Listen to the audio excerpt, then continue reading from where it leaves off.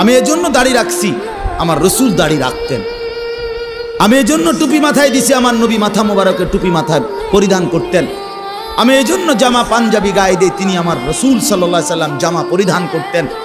আমি এজন্য লুঙ্গি পরি, আল্লাহ রসুল সাল্লাল্লাহু আলাইহি সাল্লাম মৃত্যু পর্যন্ত লুঙ্গি পরিধান করেছেন।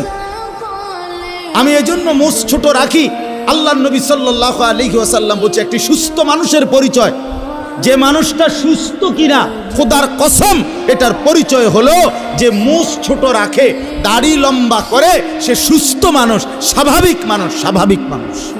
এত গুনাহ নিয়ে কবরে কেমনে যাব? হাসরের ময়দানে দাঁড়াবো কিভাবে? আপনার বন্ধুর কাছে সুপারিশ চাইবো কেমনে মাওলা? হাউসে কাউসারে পানি মিলবে কিভাবে? আজই মাফ করে দেন, এখনই মাফ দেন, আপনি মাফই করেন।